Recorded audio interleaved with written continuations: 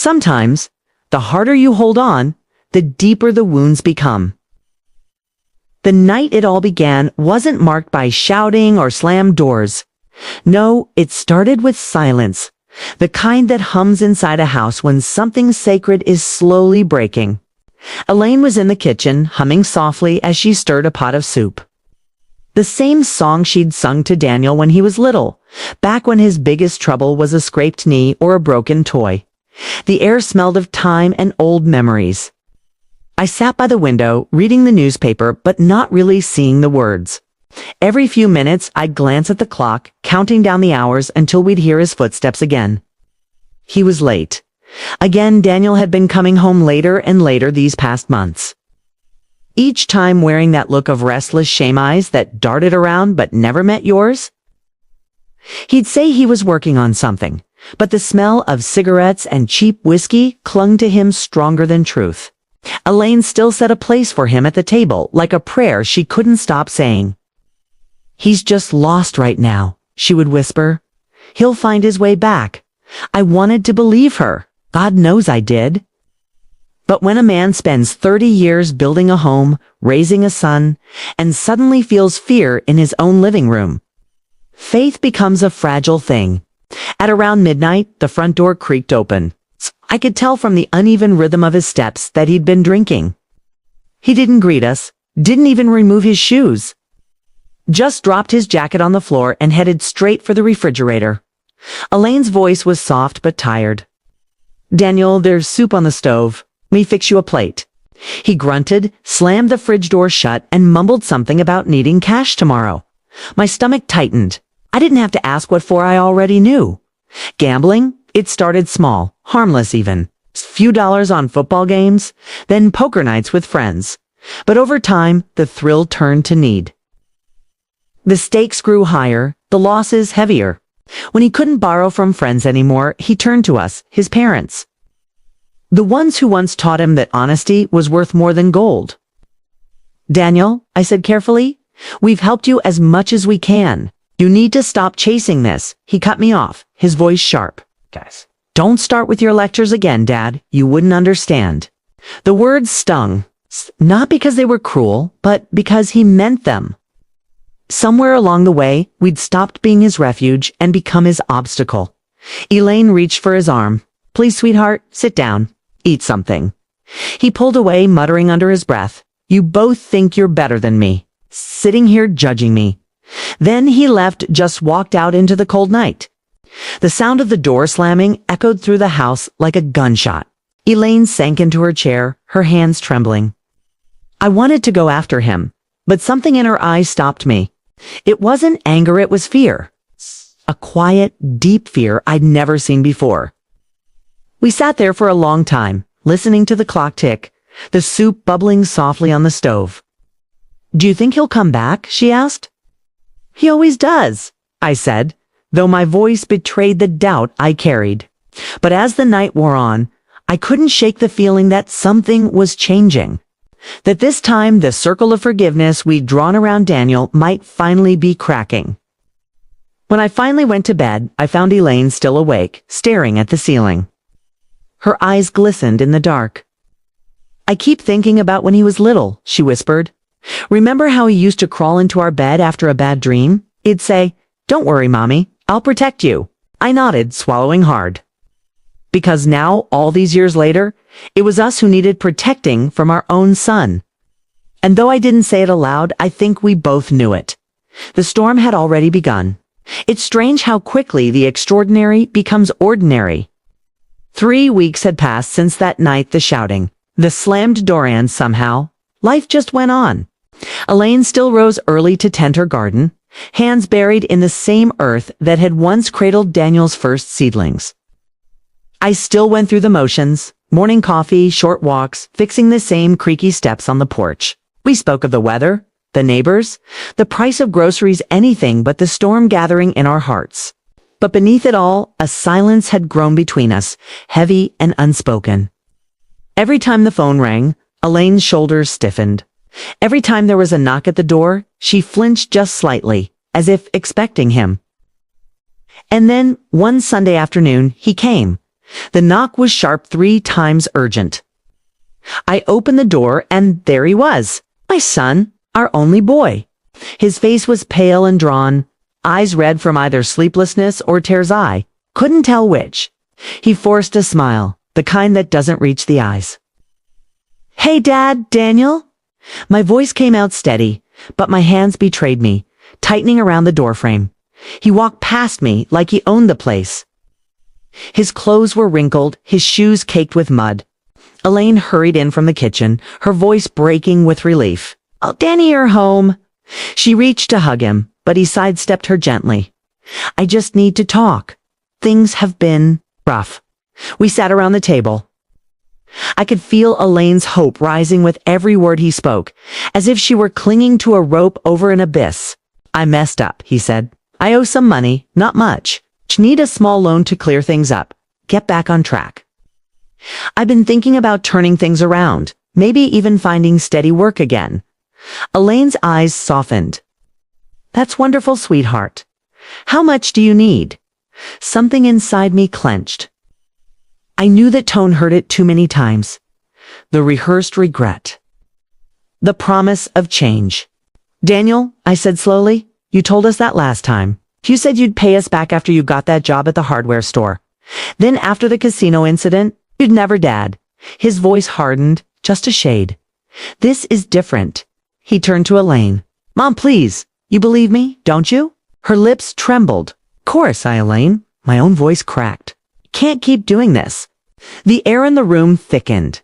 Daniel's smile faded. He leaned back, his chair creaking under the weight of tension. "So that's it?" he said. "You'd rather see your son thrown out on the street." "That's not what we want," I replied. "We want you safe. But safety doesn't come from handouts, it comes from facing what you've done." He laughed then, a short, bitter sound that didn't sound like my son at all. "You think you read better than me because you kept your little house and your little jobs? You think I want this?" Elaine's voice was a whisper. "Daniel, please don't speak to your father like that." His hand came down hard on the table. The sound made her flinch. I rose halfway from my chair, instinctively placing myself between them. For a long moment, no one spoke. The clock ticked. The neighbor's dog barked in the distance. Then Daniel stood, jaw tight. "You'll regret this," he muttered. "You'll both regret this." He stormed out, slamming the door so hard that the picture frame of his childhood him in his graduation gown, smiling with pride, fell from the wall and shattered on the floor. Elaine knelt to pick up the pieces, her fingers trembling as she tried to fit the shards together. I crouched beside her, but she wouldn't look at me. "I can still fix it," she whispered. "The glass is broken, but the picture's fine." I looked at her, my heart breaking, 'cause that's what she did, kept fixing the things he broke, pretending the cracks didn't matter. That night, as she slept beside me, I lay awake listening to the creak of the house. Every sound made me tense, every shadow on the wall felt like his silhouette. Love, I realized, doesn't always heal. Sometimes it hides the bruises that don't show. And deep down, I feared this was only the beginning. The days after Daniel's visit felt like living on the edge of a storm that refused to break. He didn't come back for nearly 2 weeks, and during that time, the house regained a strange kind of peace. Not joy, but the quiet you get after surviving an illness. Elaine cooked smaller meals. I fixed things around the house that didn't need fixing. We spoke gently, as if raising our voices might call the darkness back. But guilt is a powerful thing. Sneaks in at night, whispering what-ifs and maybes until you start doubting your own good sense. Elaine began leaving her phone beside the bed just in case he calls. Some nights I'd hear her crying softly, holding one of Daniel's old shirts, the one with the faded baseball logo. Then, one rainy Thursday, he called. I was sitting by the window, listening to the steady drumming of rain on the porch roof. Elaine answered, her voice brightening instantly. "Danny, oh sweetheart, are you all right?" Her expression changed as she listened, softness turning to worry, then quiet panic. She held the phone out to me. "He says he's in trouble." I took it, Daniel. "Dad, please." His voice trembled. Though whether from fear or desperation, I couldn't tell. "I messed up again. I owe some guys a few thousand. They're serious this time. I just need a little help, and I swear I'll pay it back. I've got a plan. I closed my eyes. Son, we don't have it. You know that. You're lying, he snapped. You've got savings. Mom told me you were putting some aside for retirement. My jaw tightened. That's not for bailing you out. That's our safety, Daniel. Your mother's medication? The bills? The line went silent for a moment. Then low and cold. So that's what I'm worth to you. Before I could respond, the call ended. Elaine sank onto the couch, tears streaming down her face. He's scared, Robert. I heard it in his voice. He's manipulating you, I said, but the words sounded cruel even to me. For 3 days we didn't hear from him. Then one evening, the front door opened without a knock. Daniel stood there, drenched from the rain, eyes hollow. I had nowhere else to go, he said. Elaine rushed to him, wrapping him in a towel, fussing over him like he was still her little boy. You're safe now, she whispered. But I knew better. Safety had left this house a long time ago. At first, he was quiet, too quiet. He helped with chores, ate dinner with us, even apologized for his behavior. For a moment, I almost believed him. He'd sit on the porch in the evenings, staring into the distance, murmuring, I'm going to fix things, Dad. You'll see. But then came the small things. The missing money from Elaine's purse. The phone calls he'd take in the backyard, voice low, urgent. The nights he wouldn't come home until dawn, smelling of alcohol and smoke. One night I confronted him. Daniel, I said, we need to talk about the money. He froze. What money? You know what I mean? Your mother's missing $40 from her purse. Tell me the truth. His eyes hardened. You think I'd steal from my own mother? I think you're in over your head. I think you're dragging her down with you. The air snapped between us like a live wire. Then, before I could move, his hand shot out, shoving me back. The world blurred for a second. I stumbled against the table, my hips slamming into the corner. The sound startled Elaine, who ran in from the kitchen. Daniel, what are you doing? She cried, grabbing his arm. He stared at her, something wild flickering in his eyes, then yanked free and stormed out the door. Elaine rushed to me, helping me up. My ribs ached, but it wasn't the pain that hurt, it was the look in her eyes. The realization, for the first time, she saw what I'd been afraid to say. Our son wasn't just lost, he was dangerous. That night, I sat in the dark living room, holding an ice pack to my side, listening to Elaine's muffled sobs from the bedroom. The house had once been a sanctuary, a place of laughter, music, and Sunday dinners. Now it felt like a cage we couldn't escape. And though the bruise on my hip would fade, the one on my heart, that would take far longer. Because deep down, I knew this wasn't the last time he'd raise his hand. It was only the first. For a few days after that shove, things were quiet, too quiet. Daniel didn't speak much, and neither did we. The house became a museum of unspoken words. Elaine went about her days like a ghost, watering her plants, folding laundry, cooking for 3, even when Daniel never showed up for dinner. I'd catch her sometimes staring at the front door, her lips moving silently as if praying that it wouldn't open again. Or maybe that it would. I tried to tell her we needed to call someone as counselor from the clinic, maybe, or even the police, but she just shook her head. He's our son, she'd whisper. We can't give up on him. I wish love alone could save a person. But love without boundaries. It's like giving whiskey to a drowning man. Then came the night. Everything broke. It was late autumn, cold enough that our breath fogged the air inside the house. I'd gone to bed early, but Elaine stayed up waiting for him. Around midnight, the sound of gravel crunching outside woke me. Headlights swept across the curtains, then the door opened hard, fast. Elaine, Daniel's voice cut through the silence like a knife. I jumped out of bed, heart pounding. By the time I reached the living room, Elaine was standing near the table, still in her nightgown, her face pale. Daniel stood across from her, eyes wild, a smear of blood at the corner of his lip. Danny, what happened? She whispered. He threw his jacket onto the floor. You tell me. I got jumped, Mom, because of you too. I stepped forward. What are you talking about? He turned on me, jabbing a finger at my chest. You think I don't know? You think I can't tell when my own parents are hiding money from me? You've got thousands saved up, and you'd rather watch me get beaten half to death than help your own son. His breath reeked of whiskey. His hands shook, not from fear, but fury. Daniel, I said quietly, you need to calm down. You're not making sense. Don't tell me to calm down, he roared. You sit there like you're some hero, but you're just a coward. A coward hiding behind your old wife and your pension. Elaine stepped between us, tears running down her cheeks. Please stop, you're scaring me. He laughed a low, broken sound. Scaring you? I'm the one who's scared, Mom. Every day I wake up drowning. And you just watch. He took a step closer. I saw it, then the look in his eyes. The line had vanished. Whatever was left of my son had slipped into something darker. I moved toward Elaine. Daniel, go to your room, sleep it off. We'll talk in the morning. Talk. His voice cracked. I don't want to talk, old man. I want what's mine. Then his hand shot out. He grabbed Elaine's arm and shook her hard. Cried out, stumbling against the table. Something inside me snapped. Let her go, I shouted, pulling him back.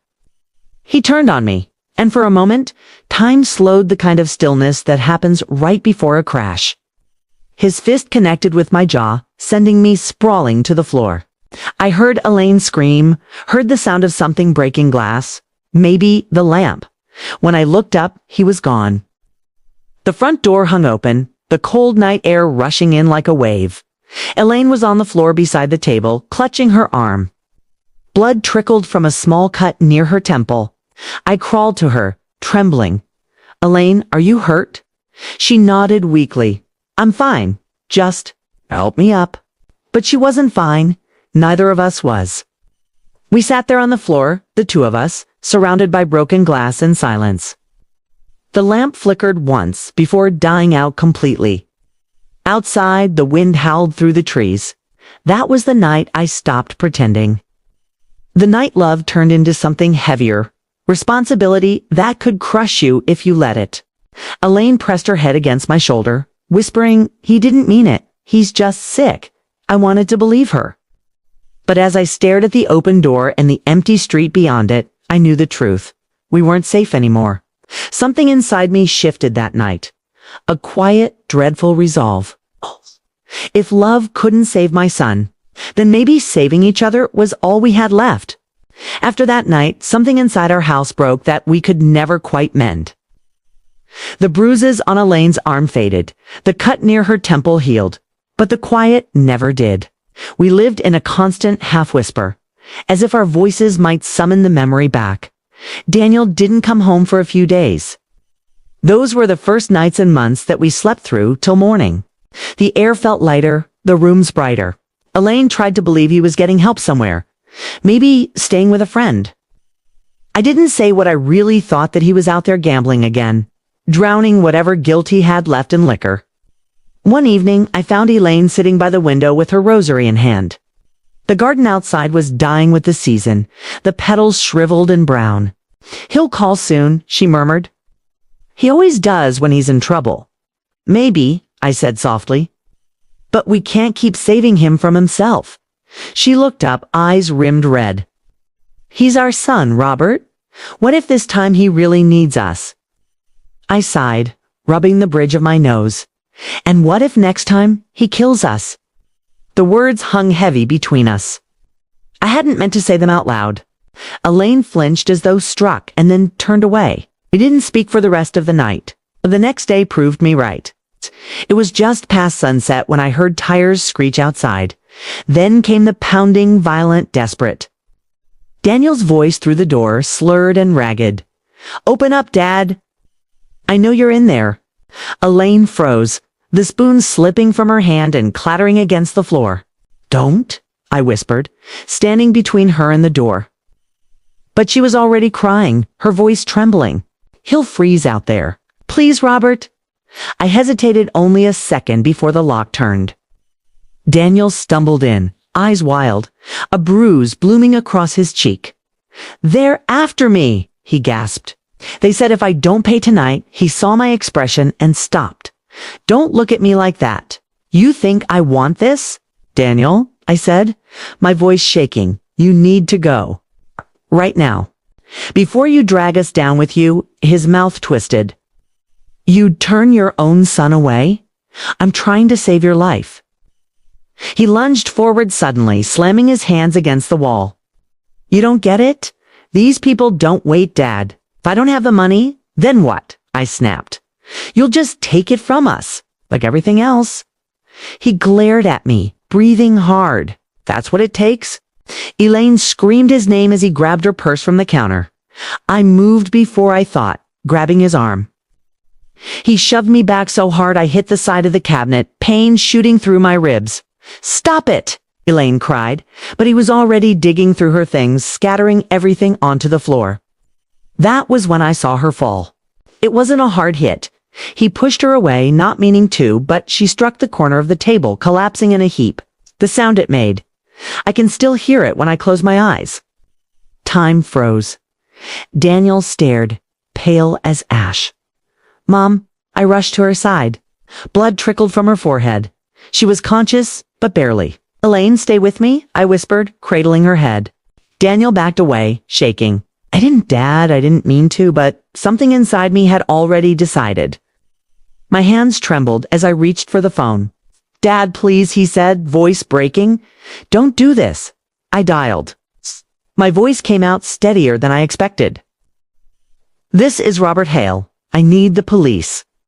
Elaine stirred weakly beside me, whispering, "Robert." No, but I couldn't stop. Not this time. When the red and blue lights flashed through the windows minutes later, Daniel stood frozen in the middle of the room, tears streaking down his face. He didn't fight when they handcuffed him, didn't even look at us as they let him out. Elaine tried to follow, but I held her back. "It's done," I whispered. "It has to be done." After they drove away, the silence that filled the house was unbearable. Elaine sobbed into my chest, her body shaking with every breath. "He's still our boy," she kept saying. "Still our boy." I knew she was right. But sometimes loving someone means saving them from themselves, even if it means losing them. That night, as I sat alone on the porch, the cold biting my hands, I realized something I'd never wanted to admit. I had just called the police on my son. I'd called them to save my wife's life, and maybe my own. The night the police took Daniel away, the house became something I didn't recognize. Every corner felt hollow, every sound too loud. I could hear the hum of the refrigerator, the ticking of the clock, even the faint whistle of the wind squeezing through the old window frames. It was as if the house itself was exhaling after holding its breath for years. Elaine sat in the living room long after the officers left. She hadn't changed out of her blood-stained nightgown. Her eyes were empty, fixed on the spot by the door where Daniel had stood as they cuffed him. I knelt beside her, but she didn't look at me. "They treated him like a criminal," she whispered. "He's our son, Robert. It's not a monster." I didn't answer. My throat was too tight. In the morning, she still hadn't moved. I made coffee, but the smell of it made me sick. When I placed a cup in front of her, she stared at it like she'd forgotten what to do. "Elaine," I said quietly, "you need to eat something." She shook her head. "It's probably hungry too." The words cut through me. I wanted to tell her that Daniel had made his own choices, that we'd done everything we could. But what good would that do? A mother doesn't stop being a mother because her son has fallen. She just carries the weight differently. By the second day, the silence in the house felt heavier than grief. The chair Daniel used to sit in, the old radio he'd left by the couch, all of it seemed to breathe his absence. I found myself walking into his room, standing in the doorway, not sure if I wanted to clean it or never touch it again. The bed was unmade, the sheets still twisted from the last night he'd slept there. On the dresser lay a small collection of forgotten things, a broken watch, a lighter, a stack of bedding slips. I picked one up, just a scrap of paper, but it felt like holding a piece of his failure and ours. Elaine came up behind me quietly. "He used to read here," she said, pointing to the corner by the window. "You remember? He'd sit there for hours with his little books about planets and stars. Said he wanted to be an astronaut."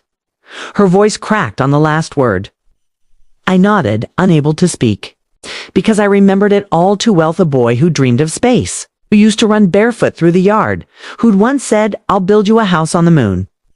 Mom, where had that boy gone? That night, Elaine refused to come to bed. I found her curled up on the couch, clutching Daniel's childhood blanket like a relic. When I tried to take it from her, she just whispered, "Please, Robert, just one more night." So I let her be. Days turned into weeks. We learned the routines of emptiness. I mowed the lawn, fixed a leaky pipe, swept the porch things to fill the hours. To keep my hands busy so my mind wouldn't wander to where he was, Elaine started baking again, though she rarely ate. She'd leave a slice of pie on the counter, whispering, "In case he comes home." But the hardest part wasn't the loneliness, it was the guilt. I'd wake at night, the echo of the police knocking replaying in my mind. I saw Daniel's face, not angry but broken, the look of a child betrayed. And in those moments, I wondered if I'd crossed a line no father should cross. Then, one afternoon, a letter arrived. The envelope was thin, the handwriting shaky but familiar. I didn't open it right away.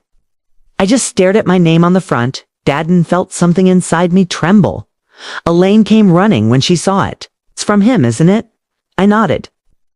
She took the letter in trembling hands but couldn't bring herself to tear it open. "You read it?" she whispered. So I did. "Dad? Mom? I don't remember much from that night. They said I'll be here for a while. I'm getting help, or at least trying. I know you hate me. You should. I hate me too. But please tell Mom I didn't mean to hurt her. I just didn't know how to stop. I don't expect forgiveness, but I needed to say I'm sorry. I'll try to get better. I promise. Daniel." Elaine pressed the letter to her chest, sobbing quietly. "Ah!" I sat beside her, staring at the floor. For the first time in months, there was a strange peace between us. Not joy, not even hope. Just the fragile stillness that comes after a long storm, when you realize the house is still standing. That night, I lit the porch light before going to bed. Not because I expected him to come home soon, but because I finally could. For the first time in months, the house began to sound alive again, not with laughter or conversation, but with the small noises that come when two people start breathing without fear. Elaine hummed softly while tending her plants, and I'd hear the scrape of her gardening gloves on the windowsill. I went back to repairing furniture, small things that had been waiting for attention for years. But Daniel's letter, it lived on the table between us like a fragile heartbeat. Every morning, Elaine read it again, tracing the words with her fingers. Every night, she prayed aloud that he'd write another, and he did. The second letter came 2 weeks later. The handwriting was steadier this time. "Mom, Dad, they're helping me here. There's a counselor named Patrick who talks to me like I'm still worth something. I've been sober 30 days. They say the shakes will stop soon. I think about you every day. I miss home, but I know I can't go back yet. I'm not ready. I don't deserve it. Tell Mom I dream about her cooking." Elaine cried when I read that last line. "He's trying, Robert. He's really trying." I nodded, though part of me still held back. I wanted to believe him, but after years of lies and disappointment, belief felt dangerous. It was easier to expect the worst than hope for the best. Still, as the letters kept coming one every week, something inside me softened. He began describing his days, the group meetings, the quiet mornings when he'd watched the sunrise from behind the wire fence. "It's strange, Dad," one letter said. "Sky looks the same from here. You'd think after everything I've done it would look darker, but it doesn't." I read that line over and over. For the first time, I felt like maybe, just maybe, he was seeing the world the way we once hoped he would. By early spring, his tone had changed again. It was more clarity, less guilt. "I'm learning how to face things. Patrick says I need to accept that what I did was real. I can't drink it away, can't gamble it away, can't pray it away. It happened. Mom's arm, your jaw, the fear I put in your heart's eye, remember it all. And it kills me. But maybe it's supposed to. Maybe that's how we change. That letter broke something in me. I read it aloud to Elaine, my voice cracking halfway through. She reached over, placed her hand over mine, and said softly, "He's coming back to us, Robert. One word at a time." We started writing back. Short notes, at first careful, like people learning to speak a new language. Elaine filled hers with warmth. How the garden was growing again. How the lilacs had bloomed early. Mine were simpler. Updates on repairs, reminders to stay strong. But every letter ended the same way. We love you. Always. Months passed. The world outside kept moving. Neighbors sold their houses, new ones moved in, and the seasons changed. But our lives revolved around that single thread of paper and ink that tied us to our son. Then one morning in late May, a new envelope arrived thicker than the others. Inside was a photograph. Daniel standing in front of the rehab center's garden, holding a small sapling in his hands. His face was thinner, older, but the eyes, those were the same blue eyes that had once looked up at me with wonder as I taught him to ride a bike. Elaine pressed the photo to her heart. "He looks alive." I couldn't speak. I just nodded, feeling a lump rise in my throat. Later that night, as we sat on the porch watching the last light fade, Elaine said, "Do you think we could forgive him?" I thought about it for a long time before answering. Forgiveness isn't something we give him, Elaine. Something we give ourselves. She looked at me, tears shining in her eyes. "So you do forgive him?" I looked out at the darkening street, the quiet houses, the familiar shape of the garden she'd tended through every season of pain. "I'm learning," I said. "One day at a time, just like he is." A soft wind rustled the leaves, carrying with it the faint scent of soil and lilacs. For the first time in a long while, I felt the weight on my chest ease just a little. Maybe healing didn't come all at once. Maybe it came in letters, in moments, in the quiet decision to keep the porch light on, not for what was lost, but for what might still find its way home. Spring arrived quietly that year. No grand announcement, no sudden burst of warmth, just a slow, patient thaw that loosened the frost from the ground. The garden out back came to life again, shy at first, then brave. Elaine's roses stretched toward the sun, their color deep and defiant, as if they too had survived something unspeakable. It had been almost a year since Daniel's arrest. The letters had slowed not because he'd forgotten us, but because he was moving forward. The last one we received said he was finishing his rehabilitation and applying to work at the center as a counselor. They said I might help the new ones who come in scared and lost. I don't know if I'm ready, but maybe this is what making it right looks like. Tell Mom I still dream about her garden. Tell Dad I keep the sapling alive, it's growing. Elaine read that letter every morning as if it were a prayer, kept it folded in my wallet close to my heart. We had stopped talking about what had happened that night. Not because we'd forgotten, but because we no longer needed to relive it. Pain had become a quiet teacher, and the lesson was still unfolding. One Saturday morning in April, I was sanding an old chair on the porch when Elaine stepped outside, her face pale but calm. She was holding the phone. "It's him," she whispered. I took the phone, my hands trembling despite myself. "Daniel?" "Hey, Dad." His voice was steady, older somehow. "I got out this morning." For a moment, I couldn't speak. My throat closed up. Years of fear and love tangled inside me. "That's good, son. I'm proud of you." There was silence on the line, then a soft, hesitant laugh.